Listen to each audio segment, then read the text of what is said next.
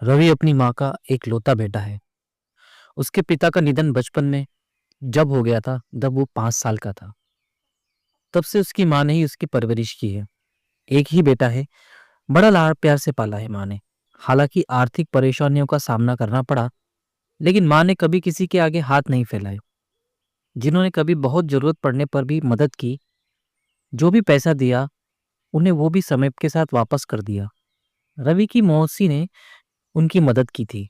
सिर्फ एक वही है जो यहाँ आती जाती रहती है, हाल चाल पूछती रहती है, फिक्र करती है। माँ खाना बनाने जाती है, कभी इस घर तो कभी किस घर। आज रवि 24 साल का हो गया है और माँ को काम करते करते 17 साल हो गए हैं। ऊपर वाले की कृपा से इस दौरान उनकी गाड़ी चलती रही। माँ ने रवि के लिए जितना हो सकती थी किया। रवि को डिप्लोमा की पढ़ाई भी करवाई। पढ़ाई पूरी करे 3 साल हो गए हैं, लेकिन अभी तक नौकरी नहीं कर रहा। साहब ने अभी तक अपने को बच्चा बनाए रखा है। माँ कैसे काम करके पैसा लाती है, रोटी कैसे कमाई जाती है, अभी इस बात का बिल्कुल भी अनुभव नहीं है। अभी पका पकाया थाली में लगा मिल रहा है। माँ को अभी भी आराम नहीं है। अभी भी वो खाना बना रही है दूसरों के घर में। माँ ने कभी रवि पर दबाव नहीं डाला, न ही किसी विषय पर उससे बात की। एक ही बच्चा है। एक दिन रवि जब शाम को अपने घर में आया तो माँ नहीं थी। उसने थोड़ा इंतजार किया, तब तक भी माँ नहीं आई। तो वो सीधा अपनी मौसी के घर गया। रवि, माँ कहाँ है? आपके यहाँ आई है क्या? हाँ, वो गांव में हमारे एक दूर के भाई का निधन हो गया है, वहीं गई है। मैं भी वहीं जा रही हूँ, तो कुछ दिन अपना ख्याल रखना। रवि कहता है, माँ को कितनी बार बोला है कि एक फोन ले ले, लेकिन हर बार यही कहती है कि चलाना नहीं आता। रवि कुछ मिनट तक बात रुक कर फिर कहता है, मौसी कुछ खाने का है तो दे दो, बड़ी भूख लगी है। माँ कुछ खाना बनाकर ही नहीं गई। मौसी कहती है, अरे बेटा, मेरे यहाँ भी खत्म हो गया है और मुझे अभी रात वाली गाड़ी से निकलना है, तो कुछ बाहर से लेकर खा लेना। इतना कहकर मौसी जल्दी से निकल गई। रवि ने उस दिन बाहर से खाना खा लिया। उसे लगा था कि माँ एक दो दिन में आ जाएगी, इसलिए जो मन किया वो खाया और उसके पास जितने पैसे थे उसमें से आधे रुपए उसने खर्च कर दिए। अगले दिन फिर दिन में ही उसके पास जितने पैसे थे वो सारे भी खत्म हो गए। उसने घर आकर सभी जगह यहाँ वहां जहां वहां पैसा रखती है टटोला, डिब्बे में, कबाट में, लेकिन कहीं से कुछ नहीं मिला। पैसे कहीं मिले मिले नहीं तो रात होते होते भूख लगने लगी। तो उसने कुछ बनाने के लिए डिब्बों में हाथ डाला, तो किसी में कुछ भी नहीं बचा था। न चावल, न दाल, न ही दूसरा सामान। उसने ये पहली बार था जब राशन के डब्बे खोले होंगे। कुछ नहीं मिलने पर उसने दोस्त के यहाँ जाकर कुछ खाकर आ गया, लेकिन उसे पता था कि पैसे चाहिए, क्योंकि रोज उसे खिलाने वाला कोई नहीं है। उसने मौसी को फोन किया। मौसी।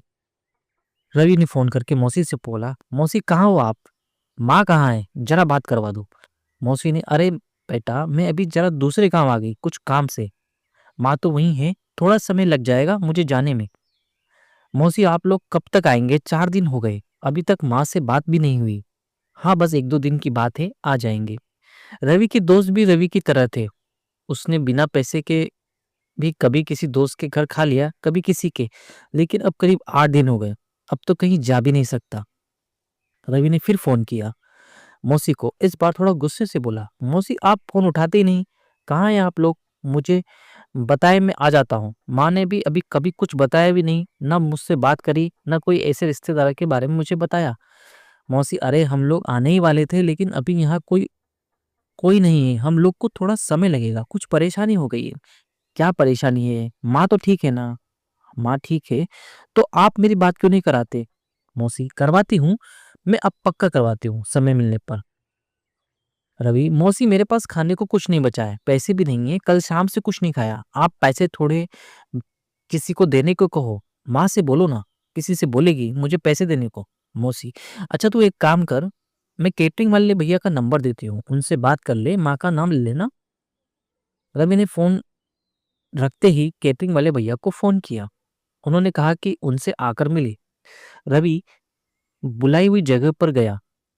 वहां जाकर देखा तो छोटे ट्रक में सामान लोड हो रहा था। रवि ने जाकर केटरिंग वाले भैया से बात की। रवि, वो मैंने फोन किया था आपको पैसों के लिए। भैया, पैसे मिलेंगे। तुमको क्या आता है? खाना बनाना आता है? रवि, अरे नहीं, मैं काम के लिए नहीं आया, मैं तो उधार लेने आया हूँ। माँ को जानते होगे ना आप, वापस लौटा देगी। अरे उधार नहीं मिलता, अभी जाओ, मुझे काम करने दो, जाना है मुझे जल्दी। रवि को लगा कि आज भी भूखा सोना पड़ेगा। उसने सोचा काम पर जाता हूँ, वहाँ खाना भी मिलेगा और पैसा भी। तो रवि ने कुछ सोचने के बाद उन भैया से बोला, अच्छा ठीक है, मैं काम करूंगा। भैया ठीक है। भैया ने बोला, ठीक है, एक दिन का 350 रुपये दूंगा। खाना बनाना आता नहीं, ये बर्तन लोड करो, वहां धोने होंगे बर्तन और इनको बराबर लाने का काम तुम्हारा। ठीक है, समझ गए? एक भी बर्तन कम हुआ तो पैसे नहीं मिलेंगे, जो कम हुआ वो तुम्हें अपने पैसों में से देना पड़ेगा। रवि ने कहा, हाँ ठीक है। सामान गाड़ी में लोड करने लगा। शादी की जगह पर पहुंचकर उसने सारे बड़े छोटे बर्तन मांजे। अभी खाना तैयार नहीं हुआ था, वो भूखा था, लेकिन काम करता रहा। वहां उसने काम करते सभी लोगों को देखा, महिलाओं को देखा। उसने लगा कि वो अकेला नहीं है। जैसे उन्हें देखकर उसने कुछ सीख लिया। शाम हो गई, खाना तैयार होते होते। उसके बाद भी खाना पहले मेहमानों को खाने को था। करीब रात 10 बजे उसने अपने लिए खाना निकाला। थाली भरी देखी तो उसके आंखों से आंसू आ गए। पहला निवाला मुंह में लिया। एक अजीब सी शांति उसके अंदर आई। जो भूख की आग थी धीरे धीरे शांत होने लगी। बर्तन लोड करके अपनी जगह वापस सभी वापस आ गए। रवि को 350 रुपये मिले। इन पैसों को लेकर वो घर गया। उस रात बिस्तर पर गिरते ही सो गया। पता नहीं चला कब आंख लग गई। सुबह उठकर वो तैयार होने लगा। अपनी सर्टिफिकेट की फाइल उठाई और घर से निकला। नौकरी की तलाश में पैसे थे, लेकिन अब खर्च करने का मन नहीं कर रहा था, क्योंकि उससे पता चल गया था कि कितनी मेहनत से आया है। शाम को जब वो घर पहुंचा तो माँ घर आ गई थी। उसने देखते ही माँ को गले लगाया। माँ भी रोने लगी। कभी इतने दिनों तक दूर जो नहीं रही उससे। माँ, अरे कैसा है? कहाँ गया था? खाना खाया कि नहीं? दबी, ठीक हूँ। तुम्हारे लिए खुशखबरी है, मुझे एक छोटी सी नौकरी मिल गई है। ये सुनकर माँ बहुत खुश हुई। मौसी आई तो माँ ने उसे देखते ही कहा, माँ देख, तूने बेवजह ही नाटक करके इसे परेशान किया। देखना, मैं कहती थी मेरा बेटा सब कर लेगा, देख काम ढूंढ लिया। रवि अब समझ गया। उसे पता चल गया कि मौसी ने ये सब क्यों किया। उसकी आंखें खोलने के लिए, उसे यह बताने के लिए कि उसकी माँ ने कितनी मेहनत करके उसे पढ़ाया, ताकि वो ये सब ना देखे। कभी उसे भूख क्या होती है ये पता भी नहीं चलने दिया। उसने जाकर मौसी के पैर पड़े। मौसी, बस अब मुझे फिक्र थी, पर अब तेरी आंखों में ये आंसू देखकर मुझे संतोष मिला। तेरी माँ जहाँ काम करती थी वो छूट गया था, परेशान थी, तुझे बताया नहीं। इतने सालों से कभी पैसे नहीं मांगे, लेकिन मांगने आई तो मुझे लगा कि ये सब करना जरूरी है। रवि अब काम करने लगा। धीरे धीरे आगे आगे भी बढ़ रहा है। माँ को उसने काम करने को बिल्कुल मना कर दिया। मौसी के छोटे से नाटक से जिंदगी की उसने एक बड़ी सीख सीख ली।